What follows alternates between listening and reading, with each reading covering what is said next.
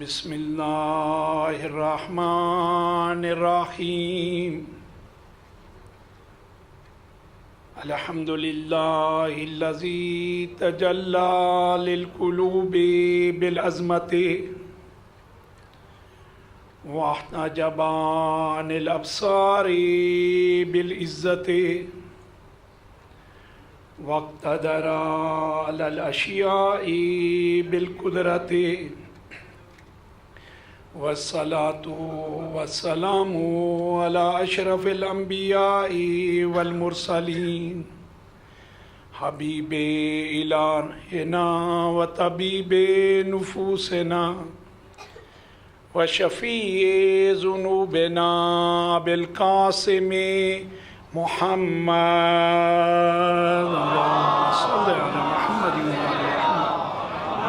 وأهل بيته الطيبين الطاهرين المعصومين المظلومين ولعنة الله على أعدائهم من يوم عداوتهم إلى قيام يوم الدين أما بعد فقد قال الله تبارك وتعالى في محكم كتابه اعوذ باللہ من الشیطان اللعین الرجیم بسم اللہ الرحمن الرحیم والعصر ان الانسان لفی خسر الا الذین آمنوا وعملوا الصالحات وتواصوا بالحق وتواصوا بالصبر.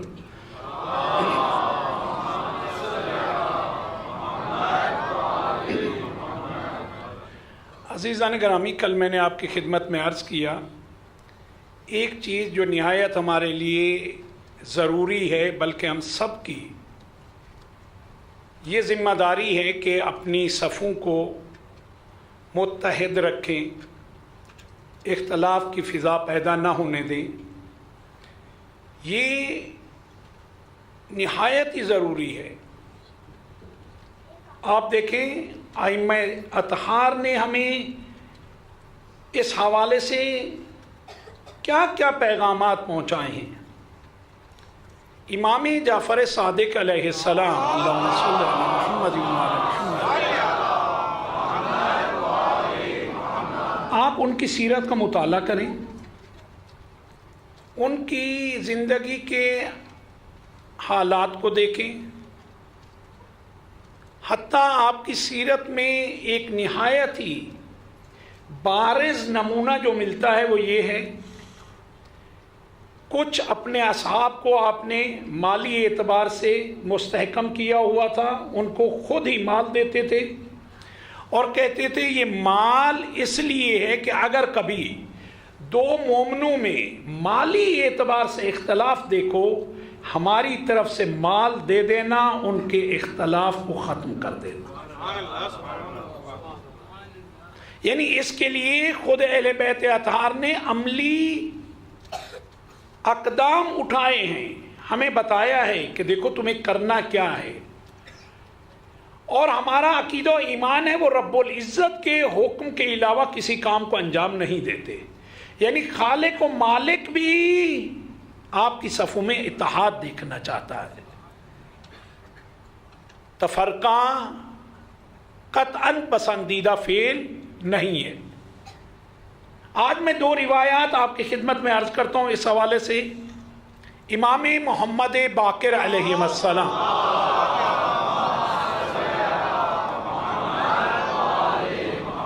دیکھیے کتنا احساس ہے ان کو ہمارا. ایک روایت ہے جس میں آپ فرماتے ہیں اے ہمارے چاہنے والوں، یہ مربوط ہے ایام عرفہ سے. جب روز عرفہ کے قریب کے دن تھے، اصحاب آپ کے درمیان تھے، آپ نے ان سے مخاطب ہو کے کہا اے ہمارے چاہنے والوں، ایک دوسرے کی غلطی کو یوم عرفہ کو درک کرنے سے پہلے معاف کر دیا کرو. اصحاب نے کہا یا ابن رسول اللہ، یہ تو آپ فرماتے ہی ہیں ہمیشہ کہ وہ عفو درگزر کو پسند کرتا ہے، ذات حق اگر کوئی بندہ اس کی خاطر کسی مومن کو معاف کر دے، اس کی غلطی کو معاف کر دے، تو خالق کہتا ہے کہ میں تمہاری غلطیوں کو معاف کر دوں گا۔ لیکن آپ کا یہ فرمانا کہ یوم عرفہ کو درک کرنے سے پہلے ایک دوسرے کو معاف کر دیا کرو، اس میں کوئی خاص بات ہے؟ کہا دیکھو یاد رکھنا، اگر کوئی مومن ایسا ہو کہ دوسرے کی غلطی کو معاف نہ کرے، روز عرفہ یوم الدعا، دعاؤں کا دن، ہر روز ہر لمحے آپ کو اور مجھے حکم ہے کہ ہم رب العزت کی بارگاہ میں دعا کریں، لیکن عرفہ اگر یوم دعا کسی دن کو کہا جا سکتا ہے تو عرفہ کا دن ہے۔ اور مومنین پہ ایک خاص کرم رب العزت کا یہ ہے، روایات میں ہے، عرفہ کا دن رب العزت عرفات میں آنے والوں سے پہلے سرزمین کربلا پہ جو ہوتے ہیں ان پہ رحمت کی نظر کرتا ہے۔ کہا کہ دیکھو اگر کوئی ایسا فرد ہوگا اس کی دعا اور اعمال صالح رب العزت کی بارگاہ میں بلند ہی نہیں ہوں گے۔ یہ ہماری پیغام ہے کہ دیکھو اگر تم اس طرح رہے تو ایک نقصان جو تمہیں پہنچنے والا ہے، تمہاری دعائیں اور صالح اعمال، کہا یہ نہیں کہا اعمال، کہا اعمال صالح، وہ اس کی بارگاہ کی طرف بلند نہیں ہو پائیں گے۔ اس بات کا خیال رکھنا، ایک دوسرے کو جلد معاف کر دیا کرو۔ ایک اور مقام پہ آپ سے روایت ہے، آپ نے کہا جب دو مومن کسی بات پہ اگر اختلاف کریں اور 3 دن تک ایک دوسرے سے بات نہ کریں اور ناراضگی باقی رہے، کتنے دن؟ 3 دن۔ کہا اگر ایسا کریں بریت منہما، میں ان دونوں سے، کیا کہا امام نے؟ بری، ان دونوں سے براعت۔ جیسے ہی اصحاب نے یہ سنا، کہا یا ابن رسول اللہ، ان میں بالآخر ایک حق پہ ہوگا، ایک باطل پہ، ایک ظالم ہوگا، ایک مظلوم۔ ظالم کے بارے میں آپ کہیں براعت کا، سمجھ آتا ہے کہ اس نے ظلم کیا، پسندیدہ عمل نہیں ہے، حتیٰ آپ کی اطاعت نہیں کی، نافرمانی کی، کیونکہ آپ ظلم کو پسند نہیں کرتے، رب العزت ظلم کو پسند نہیں فرماتا۔ تو یہ بات تو سمجھ آتی ہے، لیکن ان میں وہ جو حق پہ ہوگا، وہ جو مظلوم ہوگا، آپ نے تو ان دونوں کو ایک ہی صف میں رکھا ہے۔ کہا بالکل ایسا ہے، یقیناً ایسا ہے، ایک حق پہ ہوگا، ایک باطل پہ ہوگا، بعض معاملات میں ایک ظالم ہوگا، ایک مظلوم ہوگا، لیکن برے تو منہما۔ کہا اگر ہو سکے تو کچھ وضاحت فرمائیے۔ کہا اگر وہ جو مظلوم ہے اس سے ہمارے امر کی فکر ہوتی تو ہماری خاطر جا کے اس سے صلح کر لیتا، حق پہ ضرور ہے لیکن ہمارے حکم کو مد نظر رکھتا۔ اس نے ہماری نہیں سنی، اگر وہ چلا جاتا تو اس میں ہماری خوشنودی تھی۔ اور ہے، آپ اور میں زندگی کر رہے ہیں، کئی دفعہ ہوتا ہے، کئی افراد سے آپ کی میری ناراضگی ہوتی ہے، بیچ میں کوئی ثالث آتا ہے، کوئی بزرگ شخصیت آتی ہے، کوئی با اخلاق مومن آتا ہے، ایسے ہی افراد یہ نیکی کے کام کرتے ہیں، تو وہ صلح کرا دیتے ہیں۔ ہم کہتے ہیں تمہاری خاطر، تم آئے ہو، تم اچھے انسان ہو، ویسے تو میرا دل نہیں چاہ رہا تھا اس سے صلح کرنے کا، لیکن تمہاری خاطر اس بات کو میں مان رہا ہوں، جب ہم عام افراد کی خاطر ان کی لاج رکھ لیتے ہیں تو اہل بیت اطہار کا پاس کیوں نہیں رکھتے؟ کوشش کریں جو اہل بیت نے پیغام دیا ہے، جو برجستہ علماء کی سیرت سے ہمیں ملا ہے، اس کو اپنی نسلوں کے لیے بیان کریں، بار بار بیان کریں۔ میری آپ ساتھیوں سے ایک درخواست ہے کہ آپ محمد و آل محمد پہ صلوات بھیجتے ہوئے آگے تشریف لے آئیں تاکہ بعد میں آنے والے ساتھیوں کے لیے زحمت کا سبب نہ ہو۔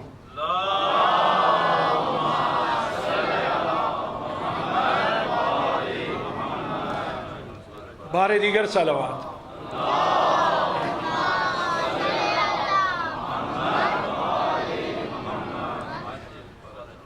یقیناً یہ روز و شب گریہ کرنے کے ہیں۔ کتنا گریہ؟ میں عرض کروں گا، اور جو عرض کر رہا ہوں اس سے بھی حق ادا ہونے والا نہیں ہے۔ اگر دنیا میں آنے سے لے کر دنیا کے جانے تک کوئی مسلسل بھی روئے تو تب بھی یہ رونا کوئی زیادہ رونا نہیں ہوگا۔ مجھے فقط آپ ساتھیوں سے اتنا کہنا ہے، جناب سکینہ کو جو تماچے لگے ہیں ان پہ کتنا رونا چاہیے؟ آپ دیکھیں، مقاتل کو دیکھیں، سید الشہداء کا سر نوک نیزہ پہ ہے۔ جیسے ہی یہ شبر ملعون آگے بڑھتا تھا، اپنے تازیانے کو بلند کرتا تھا جناب سکینہ کی طرف۔ مقاتل میں ہے امام مظلوم کا وہ کٹا سر جو نوک نیزے پہ تھا، گریہ کرنے لگتا تھا۔ معرفت کی بات ہے، وقت کے امام مسلسل گریہ کناں ہیں۔ انبیاء نے گریہ کیا ہے اس سے پہلے کہ یہ کربلا کا واقعہ پیش آئے۔ اولیاء نے گریہ کیا ہے، فرشتوں نے گریہ کیا ہے، ایک بار نہیں بارہا، اور مسلسل گریہ کرتے رہتے تھے۔ کچھ تو اتنا پاکیزہ ہستیاں گزری ہیں، نام حسین آتا تھا گریہ کرنے لگ جاتے تھے۔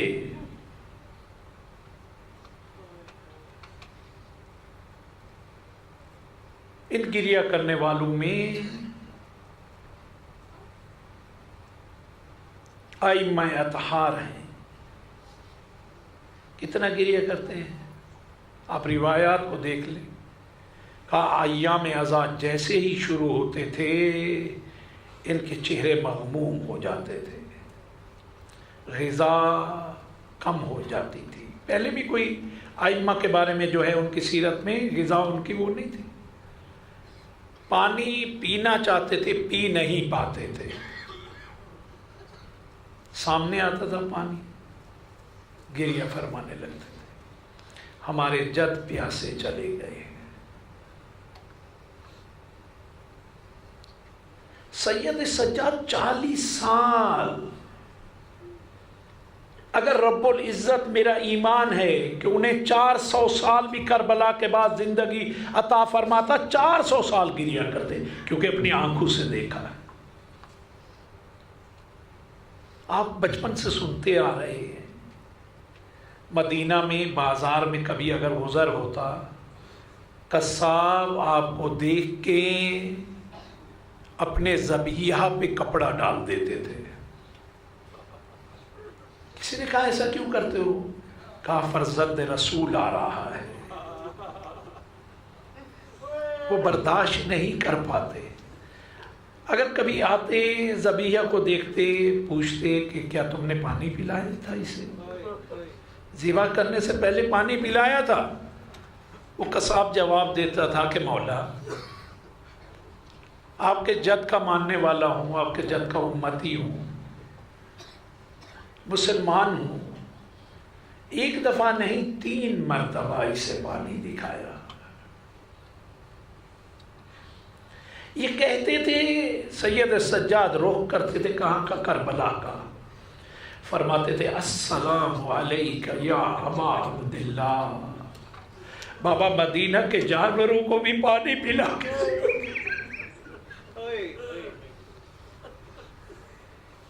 کتنا گری. علماء کی خدمت میں آئیں اور دیکھیں. علماء بھی کون؟ طراز اول کے علماء. آج جو کچھ ہمارے پاس ہے اہل بیت کے علوم کو ہم تک پہنچانے والے علماء، زندگی کی صعوبتیں مشکلات کو سہنے کے بعد علوم میں اہل بیت سے سیراب کرنے والے علماء. آئے بروجردی عام افراد نہیں ہیں.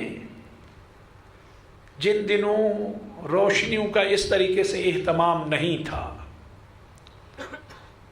یتیمان آل محمد کے لیے اتنا مطالعہ کیا کرتے تھے کہ فرماتے ہیں کہ آنکھیں دکھنے کو آ جاتی تھیں، نور کم ہونے لگا.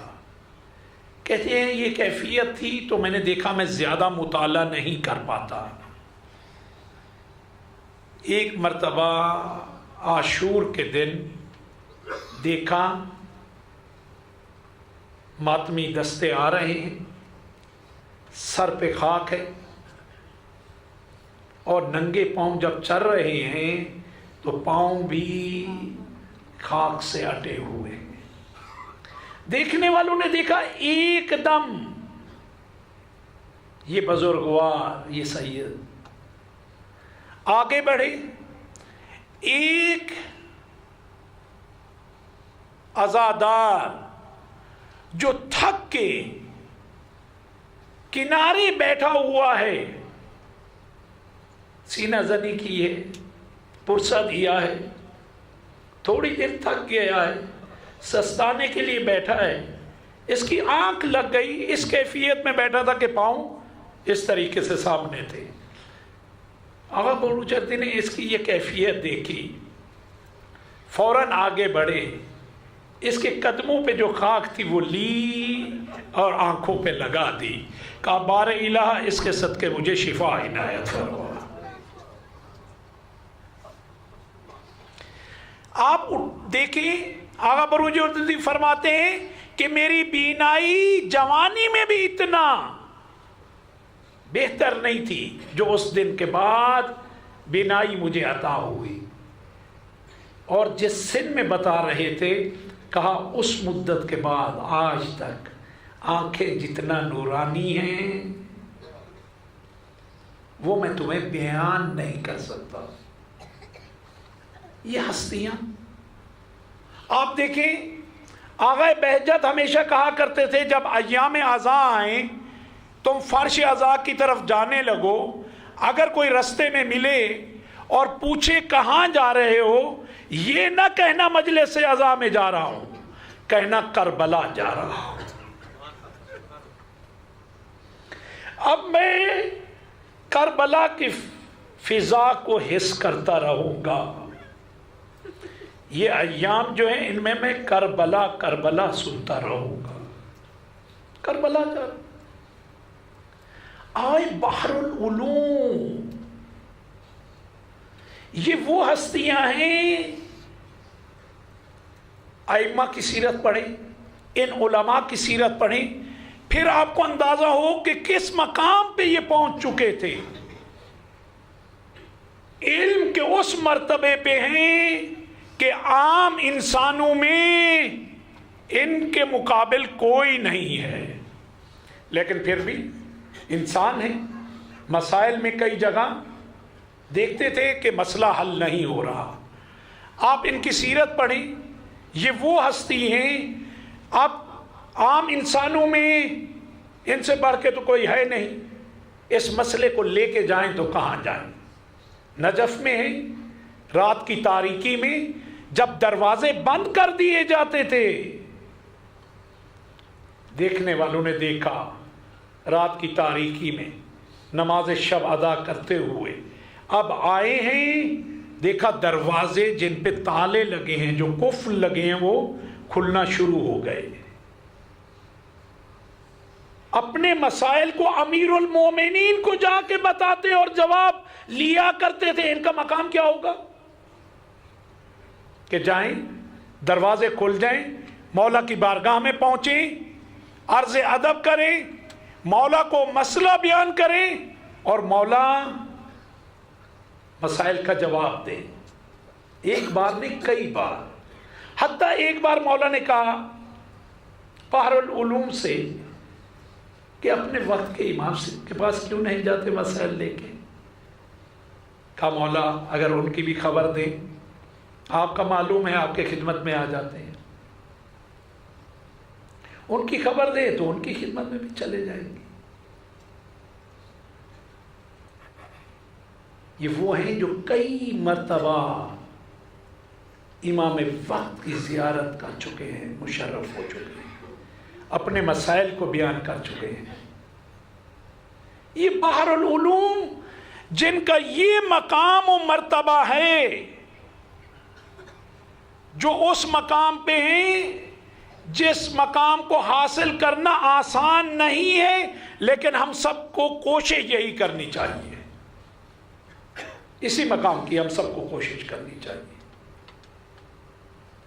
جناب مقدس اردبیلی، وہ ہستی جو رات کی تاریکی میں اٹھتے ہیں، نماز شب کے لیے پانی چاہیے، کنویں میں ڈول کو ڈالتے ہیں، دیکھتے ہیں کہ ڈول ہیرے و جواہرات سے بھر کے آتا ہے۔ میں اپنی بات کر رہا ہوں، نماز بھول جاتا، حتیٰ اس کے بعد نماز فجر بھی بھول جاتا، اس کو سمیٹنے میں لگ جاتا، لیکن جناب مقدس اردبیلی ہیں، جیسے دیکھا دوبارہ اسے پلٹا دیا، دوسری بار ڈول ڈالتا۔ علوم اہل بیت ان کے سینوں میں جاگزی تھے۔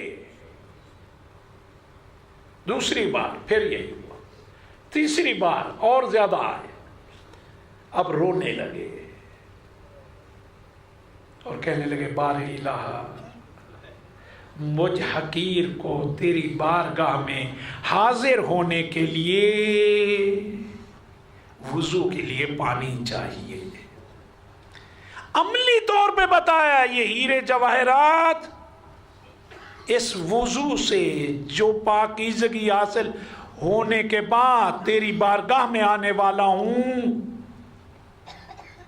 یہ زیادہ اہمیت ہے اس کی۔ اپنے بچوں کو اگر نماز کے بارے میں بتانا ہے تو اس طریقے سے بتائیں۔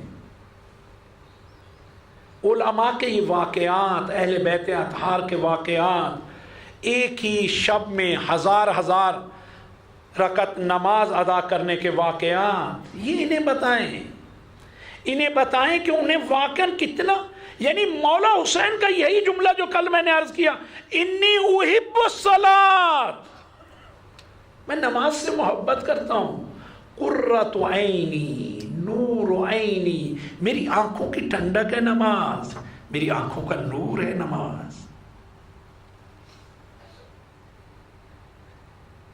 یہ علماء آپ دیکھیں، یہ عزاداری، یہ گریہ، آج بھی عاشور کے دن رب العزت آپ سب کو نصیب کرے کربلا جانا، تو وائرج جو ہیں خاص ان کا دستہ ہے، جو بہت ہی آپ دیکھتے ہوں گے کہ پروگراموں میں بھی دکھایا جاتا ہے، جو بھاگتے ہوئے مسلسل آتے ہیں، سروں پہ خاک ہوتی ہے، ننگے سر ہوتے ہیں، برہنہ پاؤں ہوتے ہیں، اور مسلسل دوڑتے ہوئے دور دور سے اپنے علاقوں سے، منطقوں سے دوڑتے ہوئے آتے ہیں، لوگ ان کے ساتھ ضم ہوتے جاتے ہیں اور اس شکل میں مولا کی خدمت میں پہنچتے ہیں، اور یہ کہتے ہوئے آتے ہیں کہ ہم اس وقت نہیں پہنچ پائے۔ یہ توائرج ہیں، ان کا دستہ گزر رہا ہے، بحر العلوم سینہ زنی رک کے کر رہے ہیں آہستہ آہستہ۔ کسی وقت سب نے دیکھا اس وقت کی یہ ہستی، اتنے آپ کے شاگرد طلاب آپ کے ساتھ ہیں، سب نے دیکھا کہ بحر العلوم نے ایک ہی جھٹکے میں اچانک اپنے امامے کو زمین پہ پٹکا اور دوڑتے ہوئے ان کے درمیان چلے گئے، سر کو پیٹنے لگے، گریا کرنے لگے، طلاب پیچھے گئے، سنبھالنا چاہا، دیکھا سنبھال نہیں پائے۔ بعد میں طلاب نے کہا کہ آقا آپ مرجع وقت ہیں۔ کہا میں تو مرجع وقت ہوں، میں نے وقت کے امام کو اسی طرح برہنے پا ننگے سر ان کے درمیان ماتم کرتے دیکھا ہے، سر پیٹتے دیکھا ہے، سینے پہ ہاتھ مارتے دیکھا ہے۔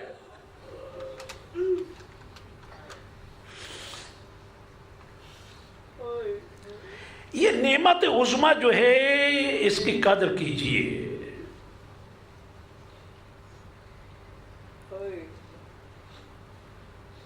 ہم کبھی نہیں کہتے کہ مولا اس لیے شہید ہوئے کہ ہم روئیں، ہم قطعاً نہ یہ کہتے ہیں، نہ کسی گوشے میں یہ فکر ہے، ہم ان کی شہادت پہ روتے ہیں۔ جن کی شہادت پہ پتھر رونے خون بہایا ہو، کیا یہ روایات نہیں ہے کہ پتھروں کو اٹھایا جاتا تھا عاشور کے دن کے بعد 40 دن تک؟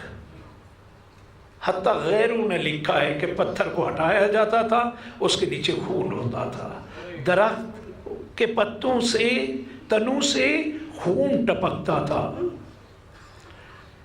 جس ہستی کو جمادات نے رویا ہو، نباتات نے گریہ کیا ہو اور خون روئے ہوں،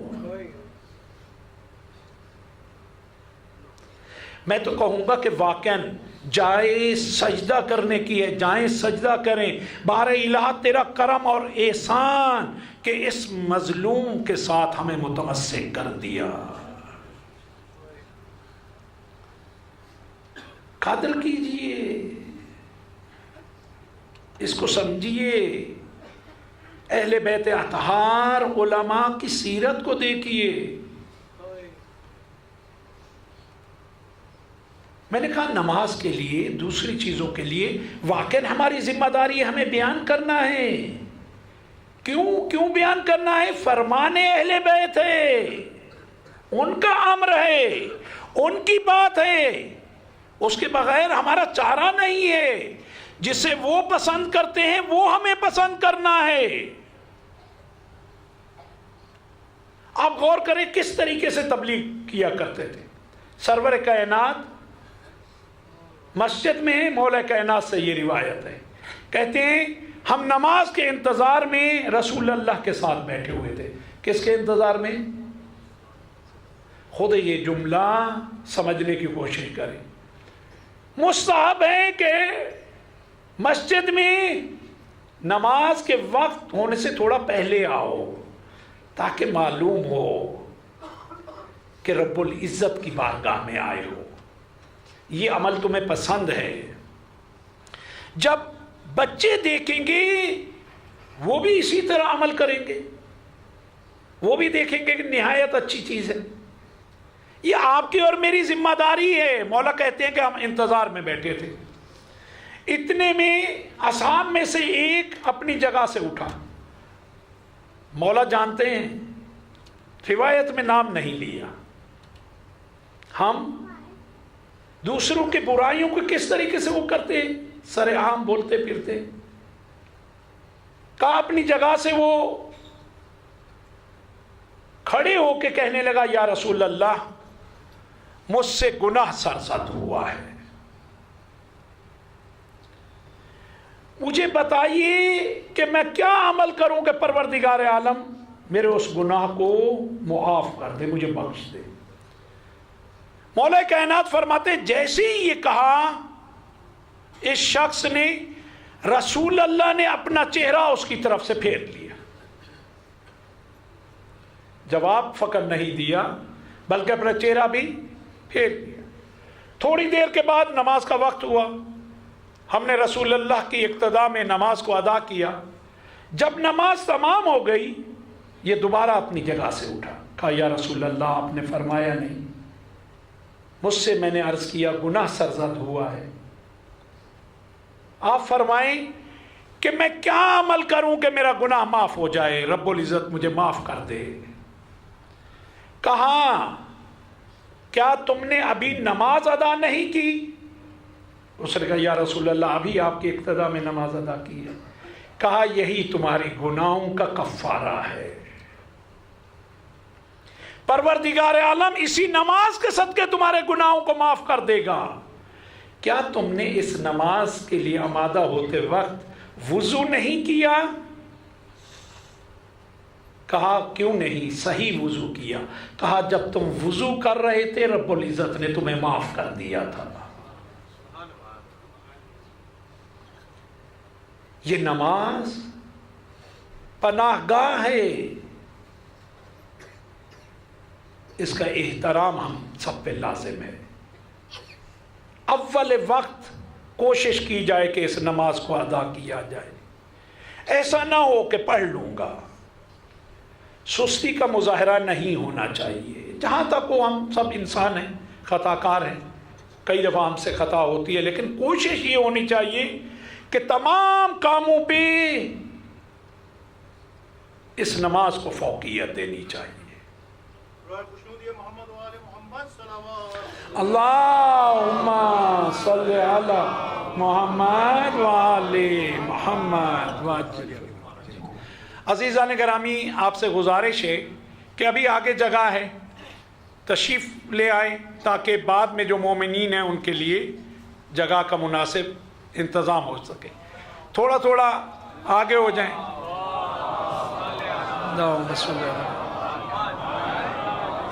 اتنا اطمینان رکھیں، جو بھی فرض 6 اعضاء پہ کسی دوسرے کے لیے جگہ بنائے گا، اطمینان رکھیں اس کا اجر بھی پائے گا۔ اللہم صلی علی محمد وآل محمد وعجل فرج۔ اللہم صلی علی محمد وآل محمد وعجل فرج۔ عزیزان گرامی، پرسہ، یہ جو ہم پرسہ دینے آتے ہیں، میں بارہا سوچتا ہوں کہ کس کو مخاطب کر کے پرسہ دیا جائے۔ کہیں یا رسول اللہ آپ کی خدمت میں پرسہ پیش کرتے ہیں، بی بی آپ جو یہاں تشریف فرمائے آپ کی خدمت میں پرسہ پیش کرتے ہیں، مولا کائنات کی خدمت میں کہیں، مولا حسن سے کہیں، جناب ابو طالب ہو، جناب عبد المطلب ہو، جناب خدیجۃ الکبریٰ، ان سب کی خدمت میں عرض کریں۔ حق یہی ہے کہ ان سب کی خدمت میں، اور خصوصاً جو صاحب عزا ہیں، وقت کے امام اجل اللہ تعالی فرج و شریف،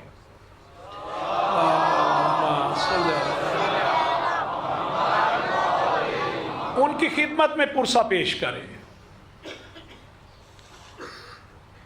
عزیزان گرامی، مولا نے مکہ میں حج کے احرام کو عمرے میں تبدیل کیا۔ یہ کہہ دینا، بیان کر دینا آسان ہے، جتنا مولا کو رب العزت سے، انس ہے، لگاؤ ہے، اس کی عبادت سے، اس کے گھر سے، مولا کے لیے میں اس کو یوں عرض کروں کہ آپ میں سے کوئی ساتھی حج کی نیت سے حج پہ پہنچے، مکے پہنچے، سارا جو انتظامات ہیں وہ ہو جائیں، حتیٰ عمرہ تمتع بھی انجام دے دے، اور اس کے بعد جب حج کے لیے احرام باندھے تو اسے کہا جائے کہ اب تم حج نہیں کر سکتے، تم یہاں سے چلے جاؤ۔ کیفیت کیا ہوگی؟ عام فرد برداشت نہیں کر پائے گا۔ مولا نے کہا میں دیکھ رہا ہوں اہل شام اور ان کے ساتھی مجھے قتل کرنا چاہتے ہیں، خون بہانا چاہتے ہیں، لیکن میں رب العزت کے اس شہر اور اس گھر کا تقدس پائمال نہیں ہونے دوں گا، جبکہ وہاں بہت آسان تھا ان کا مقابلہ کرنا، حکومت بھی جن کی ہے آپ سب کو معلوم ہے، لیکن مولا کہتے ہیں چاہے کچھ بھی ہو مجھے اس شہر کا تقدس پائمال نہیں کرنا۔ آگے بڑھے، کوفہ کی طرف روانہ ہوئے۔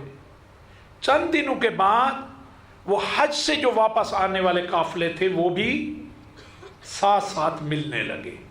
مولا کا اپنا طریقہ کار تھا، ممکن ہے مولا نے خود رستے میں کئی جگہوں پہ پڑاؤ اس طریقے سے ڈالا ہو کہ یہ سب ساتھ ہو جائیں، ان سب کو میں بتاتا رہوں، سب پہ حجت تمام کرتا رہوں۔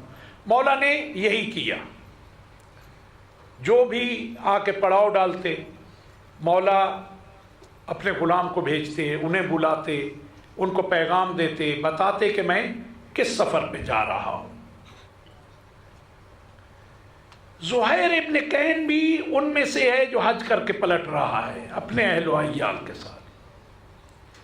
اس کا طریقہ کار یہ ہے کہ جب نماز کا وقت ہوتا ہے مولا کے پاس آتا ہے، مولا کے خیمے میں مولا کی اقتداء میں نماز پڑھتا ہے، اور نماز کے بعد پھر اپنے خیمے کی طرف چلا جاتا ہے، تھوڑی دیر کے لیے بھی نہیں بیٹھتا، لیکن خود یہی توسل آ کے نماز پڑھنا مولا کی اقتداء میں اتنا کارساز ہوا کہ مولا نے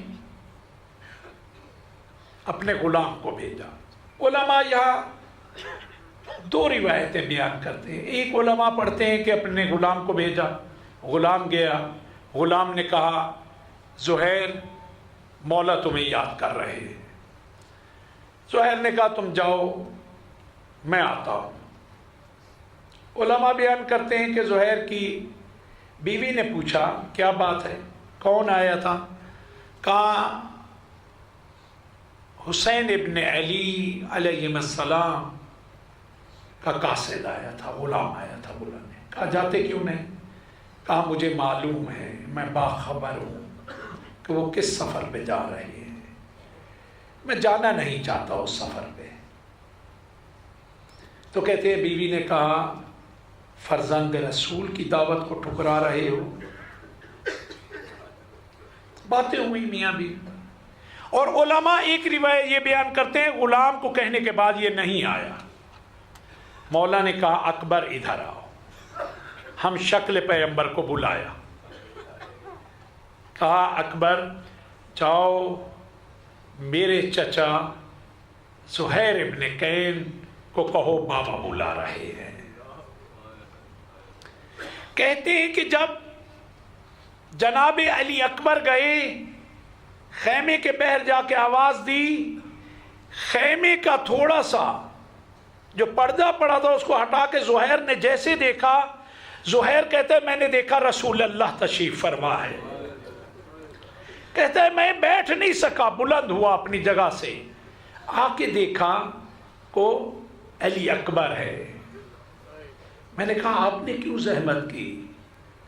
کہا آپ کو بابا بلا رہے ہیں۔ یہ بات کرنے کے بعد کہا مجھے علی اکبر نے کہا آپ میرے احترام میں کیوں کھڑے ہوئے ہیں؟ آپ بزرگ ہیں، آپ بڑے ہیں، تشریف فرماؤ۔ کہا رسول اللہ کے سامنے بیٹھنے کی جسارت نہیں کر سکتا، جب میں نے تمہیں دیکھا پہلے مرلے میں مجھے لگا خود رسول اللہ آئے ہیں، میں نے رسول اللہ کی زیارت کی ہے، ان کے ساتھ زندگی کی ہے، واقعاً تم انہی کی شکل ہو۔ رسول اللہ مجھے یاد آ گئے۔ کہا بابا یاد کر رہے ہیں۔ کہا اب انکار نہیں کر پاؤں گا، اتنی اجازت دیں اہل خانہ کو مل لو۔ اہل خانہ کو ملنے آئے۔ کہا کون آیا ہے؟ کہا ہم شکل پیغمبر آیا ہے۔ کہا پھر تم نے کیا فیصلہ کیا ہے؟ کہا اب میرے پاس کوئی چارہ نہیں ہے، مجھے جانا ہے۔ میں ان کی خدمت میں جا کے دوبارہ پلٹ رہا ہوں، مولا کی خدمت میں آیا۔ کہتے ہیں کہ مولا نے اپنے قریب بٹھایا، باتیں کرنا شروع کی، زہیر ہم اس سفر پہ جا رہے ہیں۔ کہا مولا میں باخبر ہوں، آپ کے بابا سے سن چکا ہوں، آپ کے جد سے سن چکا ہوں۔ کہا تمہارا کیا ارادہ ہے؟ کہا ارادہ وہی ہے جو آپ کا حکم ہے۔ زہیر نے یہ کہا، کہنے کے بعد بیوی کے پاس پلٹ کے آیا، کہا میں نے تمہیں آزاد کیا۔ بیوی نے کہا یہ کیسی بات کر رہے ہو، مجھے کیوں تنہا کر رہے ہو؟ کہا نہیں، عرب کا دستور تمہیں بھی معلوم ہے، مجھے بھی معلوم ہے، جنگ ہوتی ہے، جن کے مرد مارے جاتے ہیں ان کی خواتین کو اسیر بنایا جاتا ہے۔ میری عزت گوارا نہیں کرتی کہ میری بیوی کو اسیر بنایا جائے۔ جیسے ہی زہیر نے کہا، زہیر کی بیوی نے سر پیٹ لیا، کہا زہیر تم نے ہی تو بتایا ہے کہ حسین کے ساتھ زینب و ام کلثوم بھی ہے، ہماری عزت قربان۔ کہا مجھے معلوم ہے، زہیر نے کہا مجھے معلوم ہے، لیکن میں جانتا ہوں ان عرب میں اتنی غیرت تو ہوگی، جب ہمیں مار دیا جائے گا، اہل بیت کی طرف اگر کوئی بڑھا، ان بیبیوں اور شہزادیوں کی طرف بڑھا تو سب ان کے سامنے کھڑے ہو جائیں گے، ایسا کام نہیں ہونے دیں گے، ایسا کام نہیں ہونے دیں گے۔ زہیر کہہ رہے ہیں مجھے یقین ہے کہ تم لوگوں تو اسیر بنا لیا جائے گا، لیکن زینب و ام کلثوم کی طرف کوئی، یہ عرب اتنے تو غیرت رکھتے ہیں کہ اس کام کو رسول اللہ کی بیٹیوں کے ساتھ انجام نہیں ہونے دیں گے، لہذا اسی لیے کہتا ہوں تم چلی جاؤ۔ دیکھا زہیر اتنا یقین کی منزل پہ ہے، کہا ٹھیک ہے، کوفہ کی طرف چلی گئی، پلٹ گئی، اب رستہ جدا ہو گیا، کہا ہمیں کربلا جانا ہے۔ 2 محرم کو یہ قافلہ کربلا پہنچا۔ جب پہنچے مقاتل میں مولا کی سواری رک گئی، مولا نے آگے بڑھانا چاہی، نہیں بڑھی، مولا نے کہا دوسری سواری لاؤ، دوسری سواری پہ سوار ہوئے، اس نے بھی قدم آگے نہیں بڑھائے، تیسری سواری، چوتھی سواری، مقاتل میں 7 سے 8 سواریاں مولا نے تبدیل کی۔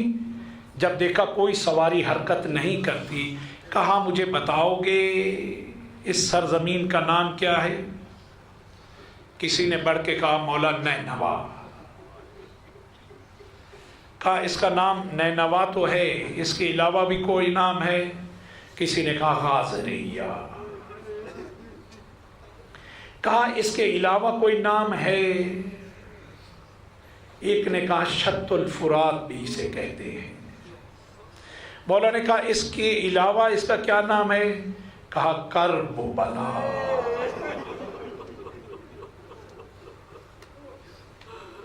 جیسے ہی کہا مولا اپنی سواری سے اتر آئے، سواری سے اتر کے آئے، خاک کربلا کو ہاتھ میں لیا اور سونگنا شروع کیا، کہا مجھے قسم ہے اس خالق کی جس کے قبضہ قدرت میں میری جان ہے، یہی وہ سرزمین ہے جہاں ہمارا خون بہایا جائے گا،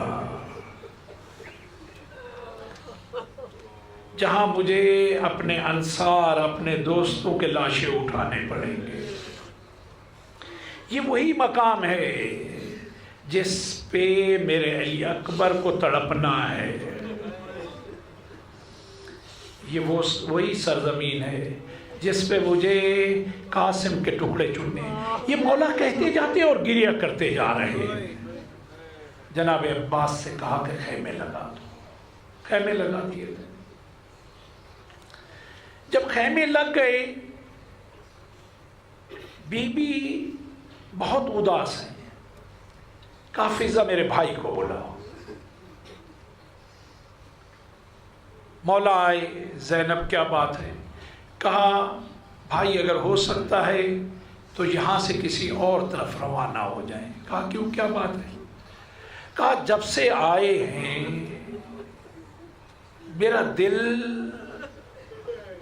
بہت اداس ہے اور مجھے کسی کے رونے کی شدید آواز آ رہی ہے. کہا زینب یہ رونے والی بیوی کوئی اور نہیں, تمہاری اور میری ماں ہے.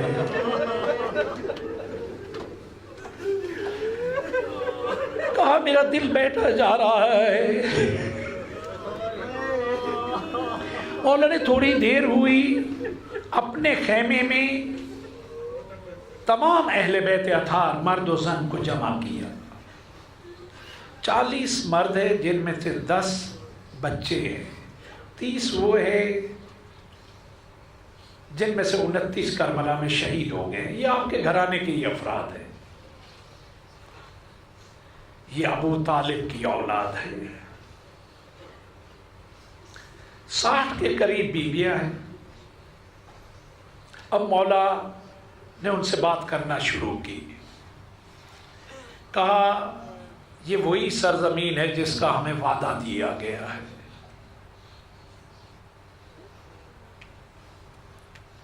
اور کہا تمہیں معلوم ہے کہ میرے نانا نے جبرائیل سے جو خاک منگائی تھی وہ اسی کرب و بلا کی تھی. ذہنی طور پہ مولا نے سب کو آمادہ کیا. روز عاشورہ آیا, اصحاب باری باری جانے لگے. میدان میں جو 2 ہستیاں اصحاب میں سے ایک ساتھ گئی ہیں وہ حبیب ابن مظاہر اور زہیر ابن کین ہیں. جب حبیب بھی شہید ہو گئے تو زہیر مولا کی خدمت میں آئے. کہا مولا اب بھی اجازت چاہتا ہوں کہ تنہا اب ان کے مقابلے میں جاؤں. کہا زہیر جاؤ. زہیر آئے, ایک بار پھر رجس پڑے. تمہیں شرم نہیں آتی؟ تمہاری غیرتوں کو کیا ہو گیا ہے؟ تم میں سے کتنے ہیں جنہوں نے میری طرح اس حسین کو رسول کے شانوں پہ سواری کرتے ہوئے دیکھا ہے؟ رجس پڑھنے کے بعد حملہ کیا. 120 ملعونوں کو واصل جہنم کیا. ان کو واصل جہنم کرنے کے بعد جنگ کرتے جا رہے ہیں, مسلسل جنگ کرتے جا رہے ہیں. کسی وقت آواز دی, مولا میری مدد کو آئیے. مولا گئے. اب مولا جو پہنچے ہیں سرحانے تو زہیر کی عجیب کیفیت ہے. اس کیفیت میں ایک ہی جملہ کہا, سلام پہلے کیا, السلام علیکہ یا ابا عبداللہ الحسین, اور رونا شروع کر دیا.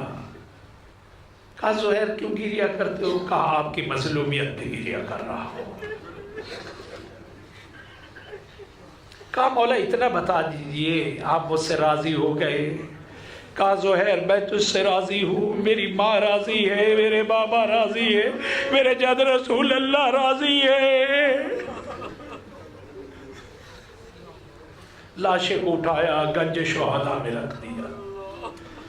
کہتے ہیں کہ جب یہ خبر کوفہ میں پہنچی, زہیر کہ بیوی نے اپنے غلام کو بلایا, کہا میرے آقا کو مار دیا گیا. جس طرح زہیر کو ایک بات کے بارے میں یقین تھا, اسے بھی اس بات کا یقین تھا. کہ اس بات کا؟ کہا یہ جیسے بھی ہوں, انہوں نے فرزند رسول کو چاہے مارا ہو, لیکن مجھے یقین ہے اسے کفن بھی دیا ہوگا, دفن بھی کیا ہوگا. لیکن میرا تو وہاں کوئی نہیں تھا. یہ کفن لو, جاؤ کربلا, میرے آقا کو کفن دو اور دفن کر کے آؤ. اچھا ان دنوں معلوم ہوتا تھا کہ اگر کوئی کوفہ سے نکل رہا ہے, کربلا کا کتنا رستہ ہے, कब तक पहुंचेगा इस सवारी पे, जिस काम को अंजाम देना है उसमें कितना वक्त लगेगा, कैसे पलट के आएगा। अब वापसी पे इंतज़ार है। देर हो गई गुलाम को आने में। जब देर हुई, उलमा बयान करते हैं कि ज़ुहैर की बीवी अपने घर की छत पे चली गई ताकि देखे गुलाम कहाँ है। दूर से गुलाम को आते हुए देखा। जब गुलाम नजदीक हुआ, देखा उसके हाथ में कफन अभी भी बाकी है। ताज्जुब किया। सहने खाना में आई, दरवाजे पे पहुंची, गुलाम आया, कहा क्या बात है, तुमने कफन नहीं पहनाया? कहा नहीं पहना पाया। कहा तो क्या अच्छा ऐसा था जब उन्होंने मेरे आका हुसैन को कफन दिया होगा तो ज़ुहैर को भी कफन दे दिया? कहा नहीं, ऐसा भी नहीं था। तो कहा बे कफन छोड़ के आए हो? कहा हाँ, बगैर कफन छोड़ के आया हूँ। कहा इसकी वजह क्या है, तुमने ऐसा क्यों किया? सर पीट के गुलाम ने कहा जब मैं करबला में पहुंचा हूँ 72 लाशें थे, टुकड़ों में तकसीम थे, कहीं अकबर का लाशा, कहीं कासिम का लाशा, असहाब के लाशें, मैंने ये लाशें देखे, और दरिया के किनारे अब्बास का लाशा, अरे और तो और मैंने देखा शशमाहे का लाशा। जब मैंने लाशों को देखा मैं फिक्र में पड़ गया, अब कफन दूं तो किसे दूं? अगर ज़ुहैर को देता हूं फर्जंद रसूल का क्या करूं?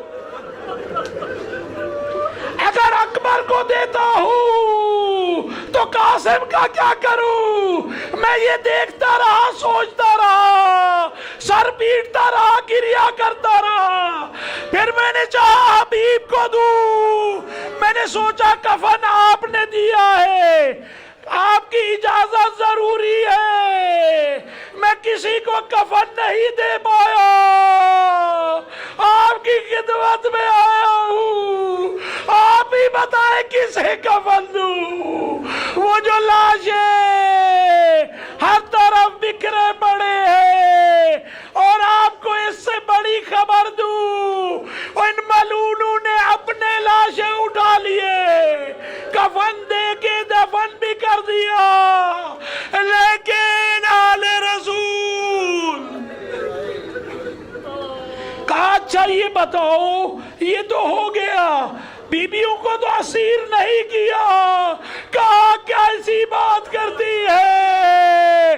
थोड़ी देर बाद वो लुटा हुआ काफिला इसी कूफा में पहुंचने वाला है। सर नंगे, बरहना पा, बीबिया गिरिया जारी करते हुए वाह मोहम्मदा, वाह अलिया, वाह अब्बासा, वाह हुसैन कहते हुए, तमाचे खाते हुए, ताजियाने खाते हुए इसी कूफा की तरफ लाए जा रहे हैं। अला लानतुल्लाह अलल कौमिज़ ज़ालिमीन। सयअलमुल्लज़ीना ज़लमू अय्या मुनक़लिबिन यनक़लिबून। बिस्मिल्लाहिर्रहमानिर्रहीम। अल्लाहुम्मा सल्लि अला मुहम्मद व आलि मुहम्मद। बार इलाहा तुझे वास्ता है मोहम्मद व आले मोहम्मद का, शुहदाए करबला का, जनाब ज़ुहैर इब्न कैन का। बार इलाहा जैसा तू चाहता है वैसे बनने की तौफीक इनायत फरमा। बार इलाहा तेरे गुनाहगार बंदे हैं, लेकिन बार इलाहा उनसे मोहब्बत करते हैं जिनसे तू मोहब्बत करता है। तुझे इनकी मोहब्बत का वास्ता ये पुरसदारी कबूल फरमा। بار الہ ہم سب پہ رحم فرما، ہمارے مرحومین پہ رحم فرما، علم و عمل کی دولت سے مالا مال فرما، عقل و شعور کی دولت سے مالا مال فرما، کسی بھی کام کو انجام دینے سے پہلے اس کے نتیجے کی طرف سوچنے فکر کرنے کی توفیق عنایت فرما، مریضوں کو شفا یاب فرما، اس سلطنت کے سلطان کو شفا یاب فرما، ہم سب پہ کرم فرما، بار الہ نسلوں کی تربیت کرنے کی توفیق عنایت فرما، ان کی اور ہمارے دلوں میں آن بآن محبت اہل بیت اور ان کی دشمنوں کی نفرت کو زیادہ فرما، عمل کے ذریعے اس محبت اور نفرت کا اظہار کرنے کی توفیق عنایت فرما، مومنین جہاں جہاں آباد ہے ان کی جان مال عزت و آبرو کی حفاظت فرما، آقا و مولا کا ظہور جلد فرما، ہمیں ان کے بہترین آوان و انصار میں قرار دے، ماتم حسین یا حسین یا حسین یا حسین۔